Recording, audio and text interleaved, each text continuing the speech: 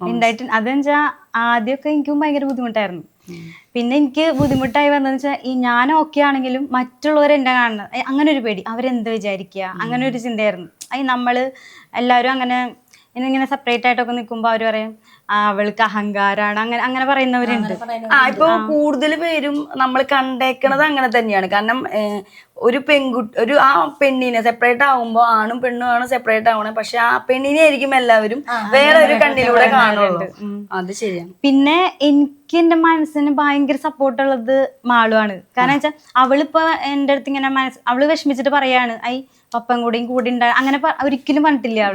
അവൾ എന്റെ അടുത്ത് പറഞ്ഞത് മമ്മ ഇപ്പൊ ഹാപ്പിയാണ്, അപ്പൊ ഇങ്ങനെ തന്നെ പോവാണ് നല്ലത്, അങ്ങനെ അവള് പറഞ്ഞപ്പോഴും എന്റെ കൂടെ നിൽക്കും. അത് ഒരു സപ്പോർട്ടായിരുന്നു മാളുടെ സൈഡിൽ നിന്ന്. പിന്നെ ആദ്യമൊക്കെ ഭയങ്കര ബുദ്ധിമുട്ടായിരുന്നു മുന്നോട്ട് പോകാനൊക്കെ. ഞാൻ ശരിക്കും പറഞ്ഞാൽ ഫിനാൻഷ്യലി ആയാലും മെന്റലി ആയാലും നല്ല പോലെ ഡൗൺ ആയിട്ടിരിക്കുന്ന ടൈമൊക്കെ ഉണ്ടായിട്ടുണ്ട്.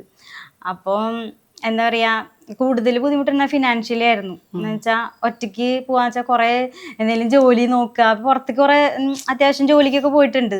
പിന്നെ ഞാൻ +2 കഴിഞ്ഞിട്ട് പിന്നെ ഡിഗ്രി കംപ്ലീറ്റ് ചെയ്തിട്ടില്ല. അപ്പോൾ എനിക്ക് കുറച്ച് പരിമിതികളുണ്ട്. നല്ല ജോലി കിട്ടാനായാലും പോയാലും ഇപ്പൊ ഇത്ര കുറച്ച് സാലറിയും കാര്യങ്ങളൊക്കെയാണല്ലോ കിട്ടുന്നത്.